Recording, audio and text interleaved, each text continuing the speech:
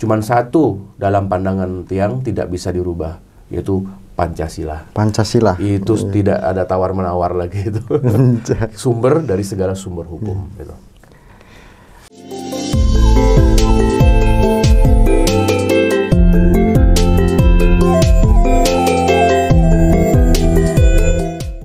Om Swastiastu, pemirsa Hindu Channel. Hari ini kita berbeda dengan hari-hari sebelumnya. Astungkara Hindu Channel bisa menghadirkan Aji Sri Igusti Ngurah Arya Wedakarna, anggota DPD MPR RI 2 periode asal Bali. Om Swastiastu, Aji. Swastiastu, ya. Aji, gimana kabarnya? Baik. Sepertinya kalau kami sebagai anak muda melihat informasi di media sosial, Aji ada di sini, Aji ada di Bali, Aji ada di sini gitu. Gimana, Aji? Iya, di mana-mana ada ya. Jadi sehat Astungkara. Astungkara sehat. Dengan bergerak terus jadi lebih sehat. Ya. Kayaknya hari ini perlu ada kegiatan di luar kota lagi atau seperti apa, Aji? Ada, hari ini kita cuman terbatas di ibu kota, di Jakarta, dan ada agenda-agenda walaupun weekend, walaupun hari kuningan, tapi tetap bekerja. Ya, jadi kalau saya tidak mengenal kalender libur, jalan terus. Ya. Ini barusan datang ke sini gimana, Ji? Suasana Jakarta agak... Ya, beberapa bulan terakhir ini agak lebih lega ya, ada hikmah dari pandemi. Pertama kan tidak terlalu macet. Yang kedua, saya sudah bisa melihat Jakarta tuh biru kembali ya langitnya. Kemudian ya dalam artian ada hikmah bahwa semakin bersih deh, mungkin alam juga bisa bernafas lah, karena tidak terlalu banyak ada pergerakan ya. Begitu. Aji, hari ini kita akan membahas 2 poin nih, Ji. Dharma negara dan dharma agama. Nah, bagus. Mungkin yang kalau Aji sebagai senator, kita akan membahas tentang sebagai anggota dewan perwakilan daerah Bali, apa peran di parlemen, Aji Wedakarna selaku DPD ya. Jadi begini, kebetulan kalau kita lihat sejarah pasca reformasi 1998, bahwa negara kita ini memiliki suatu sistem parlemen yang agak berbeda dibanding di Orde Lama dan Orde Baru. Jadi setelah reformasi muncullah sebuah lembaga atau kamar baru disebut bicameral. Itu selain DPR adalah DPD, Dewan Perwakilan Daerah. Kalau bahasa Inggrisnya itu mungkin sama dengan senat atau senator, seperti itu ya. Nah, jadi semenjak awal reformasi, inilah sebenarnya produk dari hasil reformasi yang diperjuangkan oleh mahasiswa ketika menjatuhkan rezim Soeharto. Dan kenapa DPD ini menjadi strategis di hadapan publik dan juga secara konstitusi sangat strategis, karena seorang anggota DPD RI itu pertama dia itu memiliki kesejajaran dengan presiden secara undang-undang ya, karena DPR, presiden, DPD ya, kita disebut sebagai lembaga tinggi negara. Satu orang DPD mewakili satu fraksi. Jadi seorang DPD tidak bisa diatur oleh siapapun, karena yang bertanggung jawabnya bukan kepada partai kan, karena kami dia adalah orang-orang yang independen. Nah, maka dari itu semenjak reformasi dan Astungkara sampai sekarang, DPD mewarnai kancah politik nasional, bagaimana kita bernegara dan memiliki fungsi-fungsi. Ya, jadi fungsinya itu ada fungsi pengawasan undang-undang, fungsi legislasi itu adalah membuat undang-undang dan juga memberikan masukan terhadap produk perundang-undangan, dan kemudian adalah menyampaikan aspirasi dari daerah. Nah, cuman satu yang tidak dimiliki oleh anggota DPD dibandingkan dengan DPR RI, yaitu DPD ini tidak memiliki hak budget. Ya, tidak memiliki hak untuk mengurus atau mengatur tentang keuangan APBN, tapi kita bisa memberikan pandangan. Nah, jadi kebetulan Astungkara ini adalah periode kedua Tiang di DPD, dan sebagai salah satu senator termuda juga dan anggota MPR termuda. Jadi DPD ini juga selain jadi anggota DPD juga anggota MPR. Ya, kalau anggota MPR itu punya peran dan fungsi, mereka tuh bersidang 1 tahun sekali minimal. Ya, misalkan menyaksikan pelantikan presiden, ya, sumpah jabatan presiden. kalaupun misalkan ke depan itu ada suatu pemakzulan terhadap presiden, itu juga ada tugas dari MPR juga seperti itu ya. Jadi dan MPR ini bertugas adalah untuk menjaga konstitusi kita, yaitu Undang-Undang Dasar Negara Republik Indonesia ya. Ini yang sangat strategis, yang sekarang kan ada suatu aspirasi juga ingin adanya amandemen kelima Undang-Undang Dasar 45. Ya, jadi kalau misalkan dari semeton Hindu Nusantara selama ini mendengar, boleh nggak sih presiden itu 3 periode?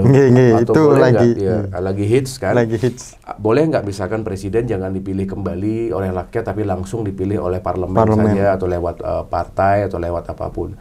Semuanya lewat mekanisme MPR. Dan menurut Tiang tidak ada sesuatu yang tabu. Ya, karena kita sudah pernah, sejak reformasi kita sudah 4 kali mengamandemen. Kalau seandainya amandemen itu terjadi tahun 2021 dan 2022, atau misalkan sebelum tahun 2024, maka ini kan menjadi amandemen kelima. Seperti itu. Jadi menurut Tiang, dari produk Undang-Undang Dasar 45 sampai turunannya, sampai undang-undang di gubernur yang dibuat oleh gubernur, pergub, perwali, peraturan bupati, sampai yang namanya peraturan desa adat, apapun, itu semuanya bisa dirubah. Cuman satu dalam pandangan Tiang tidak bisa dirubah, yaitu Pancasila. Pancasila. Itu tidak ada tawar-menawar lagi itu. Sumber dari segala sumber hukum. Gitu. Nah, kemudian Aji ini kalau tadi ada beberapa poin terkait menyampaikan apresiasi masyarakat. Nah, sebagai senator Bali, bagaimana cara memulihkan ekonomi Bali ini, Ji? Karena kan dengan pandemi ini tidak hanya di Bali saja, semua itu terdampak. Cuman Bali ini kan tempat pariwisatanya yang luar biasa nih, Ji. Bagaimana, Ji? Jadi ya kebetulan di periode sekarang ini Aji mendapatkan 3 posisi untuk membantu masyarakat Bali. Yang pertama itu ada di Komite 1 bidang hukum. Jadi bidang hukum, politik, pertahanan, keamanan, dan juga pemerintahan. Kemudian yang kedua itu ada Tiang sebagai panitia perancang undang-undang atau PPUU. Jadi nanti kalau ada produk perundang-undangan yang diusulkan melalui kami. Ya, termasuk pun aspirasi dari Bali kemarin ada usulan untuk RUU Provinsi Bali. Ya, kan selama ini kan masyarakat menginginkan ada otsus kan begitu ya, ada undang-undang khusus. Itu sudah masuk ke dalam prolegnas. Mohon maaf, Ji, mengusulkannya seperti apa? Kita harus mengusulkannya dari daerah. Dari daerah. Dari daerah, dari Provinsi Bali, mengusulkannya kepada Baleg ya, dan berkoordinasi dengan Menteri Hukum dan Menteri Dalam Negeri. Dan itu sudah kita lakukan. Ya, jadi kami dengan Gubernur, dengan Bupati Wali Kota Sebali, DPRD Bali, berserta teman-teman DPR dan DPD, termasuk juga dengan Parisade kemarin, sudah tahun lalu sudah bertemu dengan Menteri, bertemu dengan Ketua DPD, bertemu dengan Baleg, sudah dimasukkan lah itu. Jadi yang dimasukkan itu ada 2, yaitu draft untuk rancangan undang-undang dan naskah akademik. Nah, itu adalah tugas PPUU yang untuk mengolah itu. Tapi berita bagusnya adalah DPD RI all out mendukung RUU ini. Ya, jadi kita aklamasi Bapak Ketua kami, Bapak Lanyala Mataliti, beliau sudah memberikan surat rekomendasi bahwa mendukung penuh dari yang namanya RUU Bali. Semoga ini bisa disahkan sebelum 2024. Kemudian yang ketiga, kemarin Aji terpilih menjadi salah satu wakil ketua pimpinan untuk kelompok DPD di MPR RI. Nah, ini yang menjadi gawang untuk menjaga 4 pilar itu loh, Pancasila, Undang-Undang Dasar 45, NKRI, dan Bhinneka Tunggal Ika. Makanya jika ada kejadian-kejadian di Indonesia ini yang mencederai tentang Bhinneka Tunggal Ika, mencederai 4 pilar, kita turun. Ya, karena kita sebagai anggota DPD itu kan diikat sumpah. Sumpahnya itu kita harus ada berdiri di atas semua golongan. Apakah golongan agama, suku, aliran kepercayaan, golongan orang yang tidak bertuhan pun kita harus lindungi. Bahkan orang asing pun yang ada di Indonesia itu dilindungi oleh konstitusi. Jadi sebenarnya kita yang kita bela itu adalah konstitusi, undang-undang seperti itu. Dan kembali tadi pertanyaan terkait kenapa Bali ya, ekonomi Bali. Jadi memang sampai 14 bulan pandemi ini sudah ada suatu data perkembangan, bukan perkembangan justru ya, data yang sangat negatif kalau Bali ini sudah minus 12%, pernah mencapai minus 12% inflasi. ini benar-benar berlipat kali dari minus inflasi nasional. Kemarin Tiang datang ke Indonesia Timur, ke Papua, ke Maluku, datang ke Nusa Tenggara, ke Sulawesi. Kemudian selama pandemi Tiang juga sempat jalan ke beberapa daerah ya di Jawa ya. Sepertinya kok tidak terlalu banyak ada beban untuk masalah pandemi ini, karena mungkin daerah-daerah itu tidak murni menjalankan pariwisata sebagai penghasilan utamanya. Nah, jadi ketika Tiang lihat ke Indonesia Timur kemarin, Papua, Maluku, mereka positif perkembangan ekonominya. Karena kelautan, perikanan, perkebunan, apalagi di sana terkenal rempah-rempah ya, itu jalan semua, maju semua. Di Jawa, karena di Jawa ini kan pabriknya banyak. Jadi yang namanya pergerakan itu juga positif. Jadi menurut Tiang, Bali inilah yang mendapatkan suatu ya mungkin pala karma ya kalau menurut saya ya, dari dalam artian karma wasana lah. Karena tidak akan ada suatu namanya kalau dalam agama Hindu itu kan semua itu terjadi karena ada alasan. Ya, apa yang kita dapatkan sekarang, penderitaan yang kita dapatkan sekarang itu mungkin buah dari karma kita sebelumnya. Mungkin pada saat zaman pariwisata berjaya, mungkin ada orang-orang di Bali yang mungkin yang ya sampai misalkan tega, misalkan mereklamasi laut, ada yang mengotori gunung-gunung suci, ada yang misalkan mengotori danau kita, ada misalkan yang membuat diskotik di sebelah pura, ya ada bule-bule yang melecehkan tempat suci kita kan, seperti kejadian kemarin di Ubud, ada bule yang menggunakan air suci ya, yang dimanfaatkan dengan tidak baik. Kemudian hal-hal seperti itu yang membuat kami yakin bahwa ini teguran. Ini teguran dari Sang Hyang Widi, dan kok kenapa dampaknya paling lama, kenapa dampaknya paling dahsyat. Jadi buat saya, ayo kita bulan sarire, introspeksi diri, kira-kira apa sih sebenarnya yang menjadi masalah kan seperti itu. Dan ini harus diselesaikan secara skala dan diskala kalau menurut Tiang. Tapi kalau secara perkembangan pariwisata Bali, pesan sebagai senator itu kepada setiap individu itu bagaimana? Masyarakat itu kan ada yang mohon maaf agak frontal menyampaikan ini Bali seperti ini, Bali seperti ini. Sebagai senator seperti apa, Bli? Jadi gini, kalau menurut saya gini, dulu sebelum pandemi, masyarakat Bali ini kan sibuk. Ada 4 juta turis, ada 4 juta penduduk Bali, 4,2 juta, ya. Dan ada 8 juta turis datang ke Bali setiap tahun. Artinya di Bali itu ada kurang lebih sekitar 12 juta manusia yang beredar di pulau kecil per tahunnya. Dulu sangat sibuk sekali. Orang yang bekerja sebagai guide mengantar pariwisata, kemudian orang yang kerja di restoran, di villa, di instansi pariwisata, semuanya sibuk semuanya. Nggak ada itu yang pegang handphone, yang lihat medsos terlalu lama. Ya. Jadi mungkin mereka itu setelah pulang kantor, pulang kerja, mereka baru paling 1 jam, 2 jam melihat medsos, selesai.